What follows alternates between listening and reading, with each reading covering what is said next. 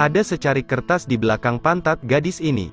Pemuda itu, setelah melihatnya, buru-buru mengejarnya. Tepat ketika dia hendak mengulurkan tangannya untuk membantunya, tiba-tiba kertas itu terlempar. Tangannya baru saja menyentuh pantatnya. Sebelum dia bisa menjelaskan, dia ditendang oleh gadis galak itu dan ditendang di kakinya. "Ini adalah nama mesum Anda. Bokongku sangat enak untuk disentuh. Dengarkan aku mengatakan ini dan itu. Tiket pesawatku tersangkut di pantatmu." Kemudian ia terbang. Gadis itu dengan curiga menyentuh bagian belakangnya. Dia menemukan bahwa bagian belakang ditutupi dengan mentega. Baru kemudian dia mengerti segalanya. Karena untuk mengungkapkan rasa bersalahnya, dia segera mengundangnya untuk minum-minum. Ketika dia bangun, dia terkejut. Anda sama sekali tidak tahu apa yang terjadi tadi malam. Pada saat ini, bocah itu menyalakan TV. Itu menyiarkan berita tentang kecelakaan pesawat kemarin. Dan pesawat itu adalah pesawat yang tiketnya dibeli orang itu. Namun karena kesalahpahaman kemarin, dia beruntung bisa selamat. Pemuda itu merasa bahwa mereka berdua adalah takdir ditentukan sebelumnya. Jadi dia memberi gadis itu kalung yang paling dia hargai. Ia berharap keduanya bisa mencoba untuk saling mengenal. Tetapi pada saat ini, asisten bocah itu segera berlari ke arahnya dan memberitahu dia bahwa perusahaan sedang dalam bisnis yang mendesak. Pemuda itu buru-buru mencatat nomor teleponnya di buku catatannya. Kemudian, berikan kembali kepada gadis itu dan katakan padanya untuk mengingat untuk menghubunginya. Setelah mengatakan itu, dia buru-buru masuk ke mobil. Sebelum pergi, jangan lupa untuk menyembunyikannya untuknya. Jangan lupa untuk menelepon saya. Setelah dia pergi, gadis itu sedikit penasaran dan meminta untuk melindungi identitas bocah itu. Penjaga keamanan mengatakan kepadanya bahwa pria itu adalah pewaris konglomerat terkemuka di Korea. Setelah itu, gadis itu selalu sibuk dengan pekerjaannya. Sampai dia melihat buku catatan yang ditinggalkan anak laki-laki itu untuknya. Baru saat itulah dia mengingat kata-katanya. Setelah ragu-ragu untuk waktu yang lama, dia pergi ke telepon umum. Bersiaplah untuk memanggil orang itu. Tapi tiba-tiba di luar seorang wanita tua jatuh. Dia bergegas membantu wanita tua itu berdiri dan membawanya ke rumah sakit.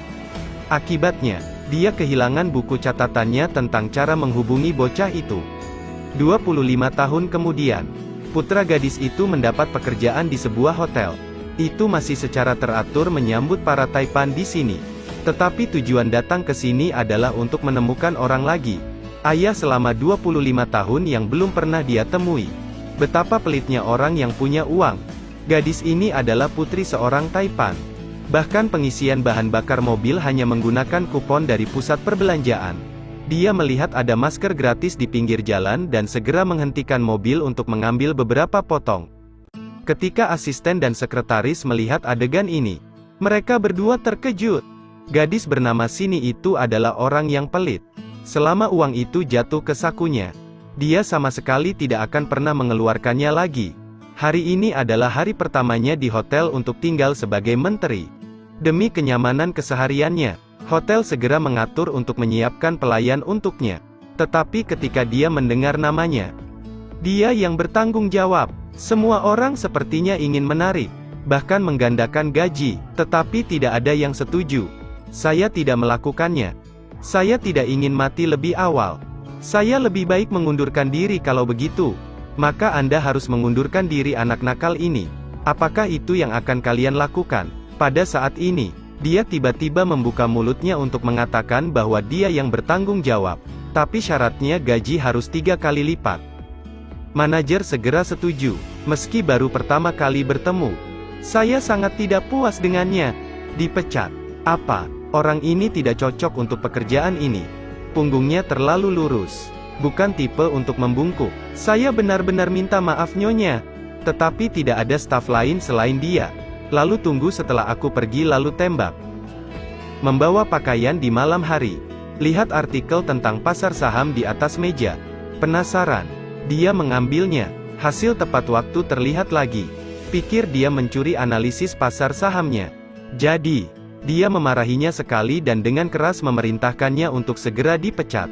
Marah, dia meraih tangannya lalu menyeretnya ke ruang ganti.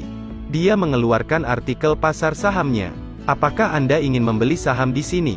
Jika Anda membeli saham yang saya katakan, saya akan kehilangan Anda sepenuhnya. Untuk sesaat Shin Mi sangat malu sehingga dia tidak bisa berkata-kata. Tapi orang pendendam seperti dia sangat cepat mulai membalas dendam.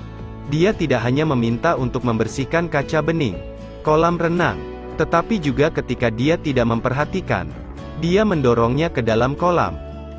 Pelayan hanya memuji gadis lain sedikit, yang ditampar oleh wanita kaya. Dia sangat marah dan berkata mengapa dia memukul saya. Tangannya yang kotor memegang suatu tempat. Pada saat inilah pemimpin hotel Shin Mi datang.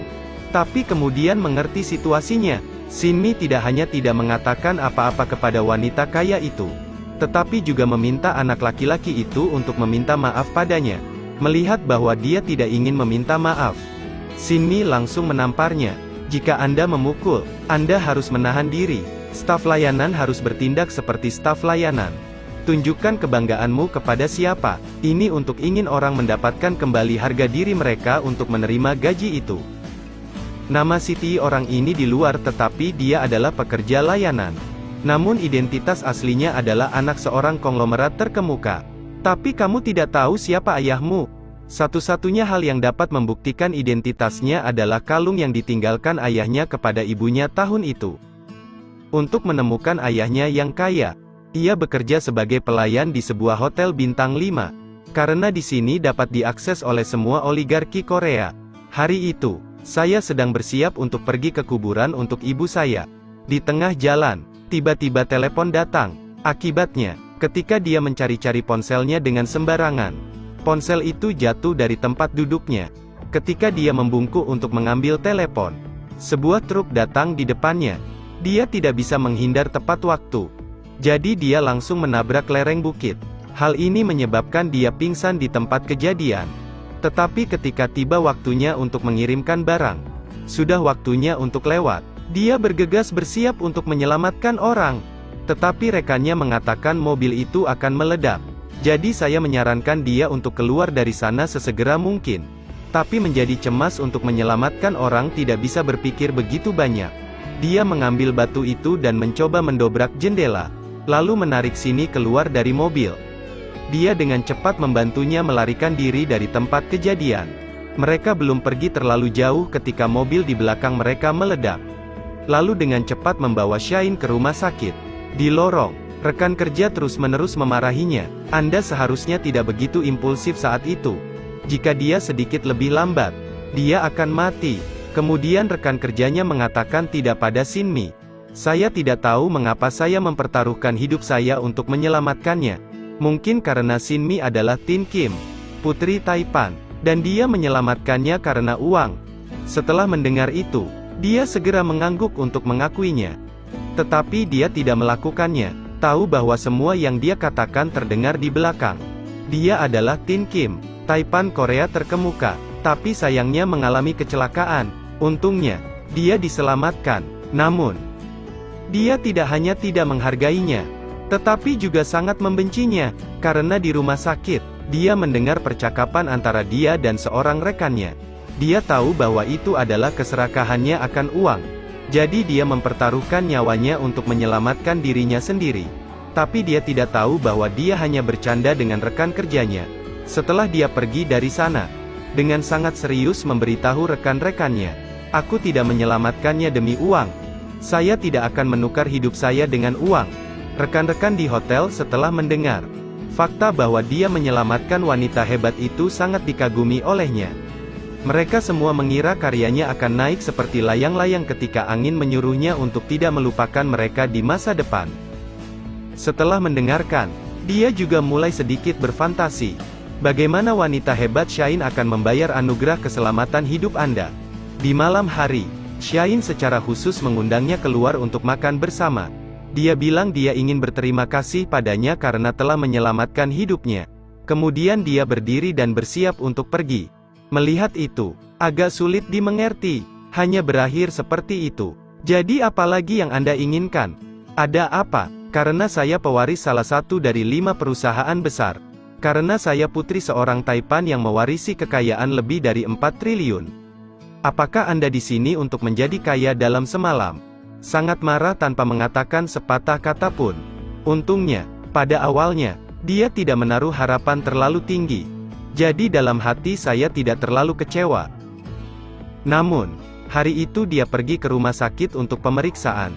Dokter mengatakan bahwa dia menderita kanker payudara.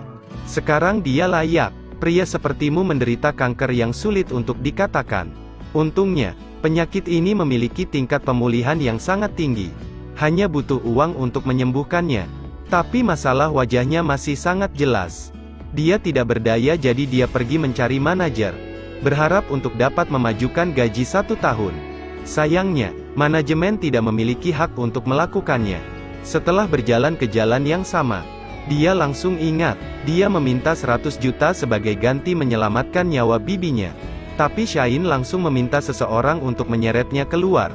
Oke, ini dia bagian 1. Silakan klik ikuti agar tidak ketinggalan part selanjutnya.